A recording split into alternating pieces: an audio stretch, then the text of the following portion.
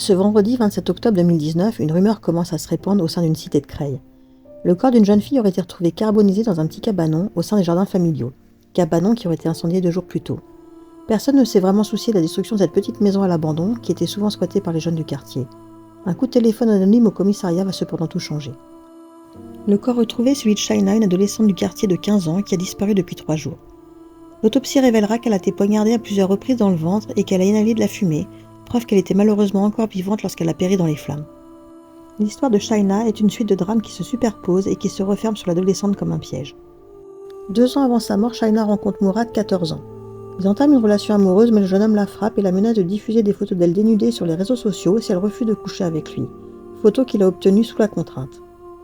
À contre-cœur, elle le retrouve dans un local désaffecté et tombe dans un véritable traquenard. Mourad et 2 de ses amis, Abdel et Kader la violentent, l'agressent sexuellement et lui font subir un viol en réunion. Ils ont tout filmé et diffusent la vidéo sur Snapchat. Choquée, traumatisée, Shaina se rend au commissariat avec sa mère pour porter plainte. Son état de sidération sera considéré comme un manque d'émotion et sa parole sera mise en doute. Personne ne prend en compte la violence de ce qu'elle a subi, personne ne la considère comme une victime. La pauvre Shaina est obligée de changer de collège, mais les bruits courent au sein de la cité qu'elle est une fille facile. Elle vivra 2 ans d'humiliation et de violence. Cette affaire a posé la première pierre du calvaire de Shaina. À l'été 2019, alors qu'elle a 15 ans, elle rencontre son petit ami Youssef, 17 ans. Il s'est rapproché d'elle pour obtenir des relations sexuelles. Le 25 octobre, Shaina découvre qu'elle est enceinte et souhaite garder le bébé. Youssef lui s'y oppose.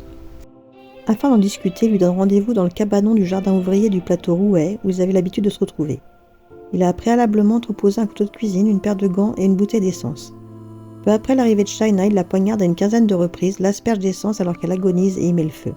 Le 30 octobre 2019, Youssef est arrêté et placé en garde à vue. Il nie les faits, mais ses explications incohérentes, des témoignages et l'examen de sa téléphonie l'accablent. Il est placé en détention provisoire et mis en examen pour assassinat et destruction du bien d'autrui par un moyen dangereux.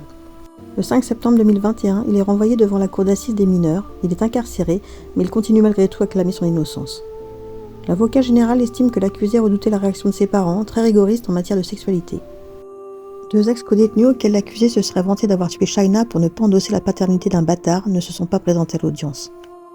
Le 9 juin 2023, l'accusé est reconnu coupable et est condamné à 18 ans de réclusion criminelle. La famille de Shaina est outrée par la légèreté de la peine et crie son indignation dans cette justice qui ne reconnaît pas la violence faite aux femmes. Parallèlement, lors du procès pour agression sexuelle et violence en réunion et pour enregistrement d'images pornographiques d'une mineure, Mourad, Abdel et Kader sont condamnés à des peines allant de 1 à 2 ans de prison avec sursis. Tous les accusés ont fait preuve d'une grande froideur et d'un détachement qui dépasse l'entendement, ils n'ont absolument aucun regret. Cette affaire a un retentissement national et s'inscrit dans une prise de conscience collective sur les violences commises contre les femmes et sur les violences auxquelles les adolescents des cités sont souvent confrontés, viols en réunion, revenge porn, violence, agression. Aujourd'hui, Shaina est un symbole pour qu'on prenne enfin au sérieux les questions de violences sexuelles et sexistes. Aujourd'hui, sa famille se bat pour que son calvaire ne soit pas oublié, que sa mémoire perdure et que Shaina ne tombe pas dans l'oubli.